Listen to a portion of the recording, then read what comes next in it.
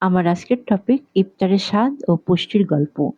রোজার দিনে আমরা সবাই জানি ভাজা পোড়া খাবার একটু কম খাওয়াই ভালো।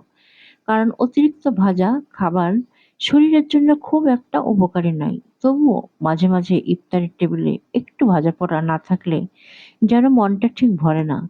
তাই আজ ইফতারের টেবিলে থাকলো কিছু ঘরোয়া ভাজা পোড়া, তবে তার সঙ্গে পুষ্টির কথাও মাথায় রেখে। আজ বানানো হলো বুট দিয়ে এবং চিনি গুঁড়া চাল দিয়ে সুস্বাদু বুট বিরিয়ানি। বুট আমাদের শরীরের জন্য খুবই উপকারী। এতে আছে প্রোটিন, ফাইবার ও শক্তি, যা সারাদিন রোজা রাখার পর শরীরকে শক্তি যোগাতে সাহায্য করে। এর সঙ্গে ছিল সবজি বড়া, যেখানে ব্যবহার করেছি বাঁধাকপি, ফুলকপি, চিকেন ও আলু।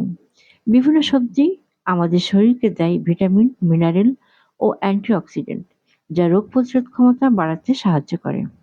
আর ছিল ডাল বড়া, যা প্রোটিনের ভালো উৎস। ডাল শরীরের পেশি শক্ত রাখতে সাহায্য করে এবং দীর্ঘ সময় পেট ভরা রাখে। এভাবে যদি একটু সচেতনভাবে খাবার তৈরি করা যায়, তাহলে ভাজা পোড়াও হতে পারে কিছুটা পুষ্টিকর এবং উপভোগ্য। রমজান আমাদের সংযমের শিক্ষা দেয়, তাই ইবাদতে স্বাদ থাকুক, কিন্তু তার সঙ্গে থাকুক পুষ্টির ভারসাম্য। অল্প ভাজা পোড়া, বেশি পুষ্টিকর খাবার, এই অভ্যাসেই আমাদের শরীরকে রাখবে সুস্থ ও প্রাণবন্ত। স্বাস্থ্যকর জীবনযাপন ও পুষ্টিকর খাবার নিয়ে সচেতন থাকতে আমাদের সঙ্গেই থাকুন।